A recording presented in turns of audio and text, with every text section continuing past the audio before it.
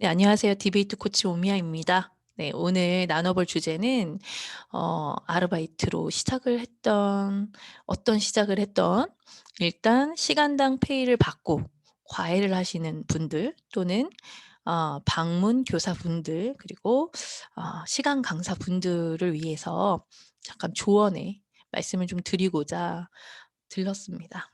저는 이제 학부모이기도 하고요. 학부모로서 많은 과외 선생님들을 또 만나기도 하는 입장에서 또 강사 선배로서 말씀을 드리고자 합니다. 자, 첫 번째로는요. "첫 수업 시간은 반드시 지켜라." 입니다. 이건 너무 당연한 이야기죠. 그런데 생각보다 많이 지켜지고 있지 않은 경우가 있었어요. 음 물론 사람이 살다 보면 어떤 일을 겪을 수 있죠. 네. 생각지도 못한 일이 일어날 수 있습니다. 그런 경우를 말하는 게 아니에요. 어 이렇게 얘기를 하시더라고요. 제가 여기까지 오는데 너무 그 오는 길이 굉장히 막히는 길이에요. 그리고 막히는 시간이었어요." 이렇게 얘기를 하시는 분들이 계시더라고요. 저는 그 말이 너무나도 이해가 가지 않았어요. 본인이 알고 계시잖아요. 그 시간 그 길에 얼마나 차가 막히는지 알고 계시던데요. 그러면 그걸 감안해서 수업 시간을 잡거나 그걸 감안해서 교통 시간을 잡아서 오시는 게 정상이죠. 네. 이것은 첫 이미지이기도 하지만 이 정도의 시간에 대한 개념의 문제라고 생각합니다. 그분들 물론 이해를 해 드릴 수는 있어요. 그런데 이 시간이라는 거는 저는 그렇거든요. 선생님들의 시간당 페이를 지불하기 때문에 '우리는 그 시간에 대한 책임을 좀 져야 한다.' 학생들에게도 그 시간은 기회비용입니다. 그렇기 때문에 내가 잡은 약속에 늦지 않도록 10분 전에는 도착할 수 있도록 하시는 게 프로라고 생각을 해요. 전 아르바이트로 그냥 과외하는 건데요." 네. 어쨌거나 돈을 받으신다면 네, 그 돈에 대한 책임을 지셔야 됩니다. 너무 돈돈하는 거 아니냐고요? 예. 돈값을 못할 때 더 문제가 되죠. 네. 돈돈하는 게 문제가 아닙니다. 어 그러기 싫으면 돈을 받지 마셔야죠. 그러니까 무료로 할 때는 큰 소리를 칠 수 있죠. 근데 또 이 부분도 좀 얘기가 다른데요. 무료 강의라고 해서 모두 좋은 건 아니죠. 그 무료 강의를 듣는 사람들 입장에서는 그 강의가 도움이 안 된다면 그 시간을 또 버린 케이스가 되잖아요. 그래서 저는 인제 강사 일을 하는 데 있어서 그 시간에 대한 개념에 좀 압박감이 있는 편이에요. 제 직업병이기도 하겠죠. 내가 혹시 이 친구들의 인생에 2 시간을 개입해서 어떤 도움을 주고 유익을 주는 대가로 돈을 받는데 혹시 그걸 못하면 어떡하지? 이 친구들의 시간을 내가 갉아먹는 건 아닐까? 예. 그 기회비용을 날려버리는 게 아닐까?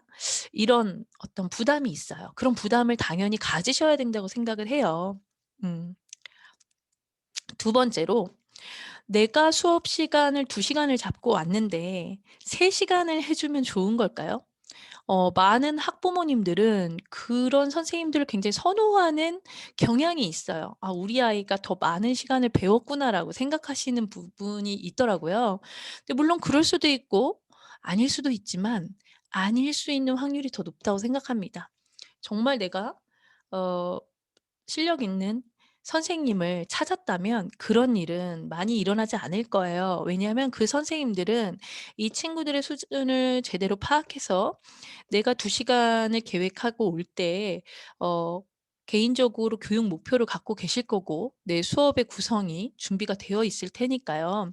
그게 시간 안에 잘 목표 달성이 된다면 이 선생님이 그만큼 아이를 잘 파악하고 그리고 수업 수준을 잘 잡아 놓으신 거고요. 그렇지 않고 늦어지거나 딜레이가 된다면 내가 학생 수준 파악에 있어서 쪼금의 실수가 있었던 것일 확률이 높죠. 네. 전 그렇게 생각합니다. 그리고 사실은 내 만족으로 내가 교육 목표를 이만큼 잡고 왔는데 이 친구랑 쪼끔의 문제가 생겨서 쪼금 늦어질 수는 있어요. 그러면 그것을 이제 내 만족으로 정말 마무리를 하기 위해서 좀 늦게 끝날 수는 있습니다. 그런데 그렇다고 해서 그 늦어지는 그 시간 자체가 당연한 것은 아니다. 그것이 더 좋은 거라고 보기는 좀 힘들다라는 생각을 가지고 있어요. 그래서 저는 우리 아이를 가르치러 오는 그 개인 과외 선생님이라든지 그룹 선생님들 같은 경우는 방문교사 분들에게 바라는 마음은 바로 이겁니다. "수업 시간 시작 시간을 반드시 지켜 주셨으면 좋겠다." 만약에 이 시간이 불가능하다면 적어도 1 시간 전에는 시간을 옮길 수 있는 소통이 되었으면 좋겠다.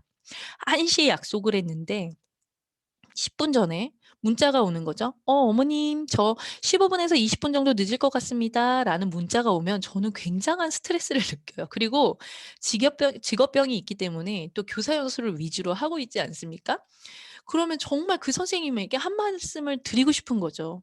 실제로도 그 선생님께 이제 건의를 드렸습니다. 물론 예의 있게 말씀을 드렸지만 이런 건 굉장히 기본적인 거고 신뢰의 문제인데 첫 수업부터 이렇게 삐끄덕거리는 상황에서 이 선생님의 실력이 아무리 좋은들 믿고 갈 수 있겠습니까?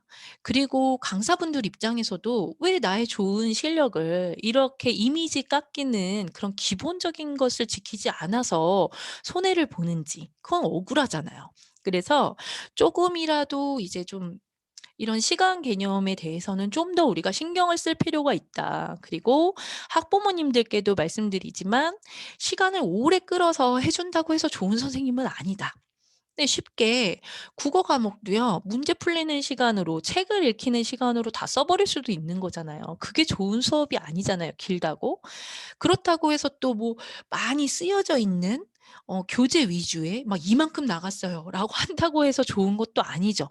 제가 지난번에도 말씀드렸지만 불러주는 대로 받아 적을 수도 있는 거니까요.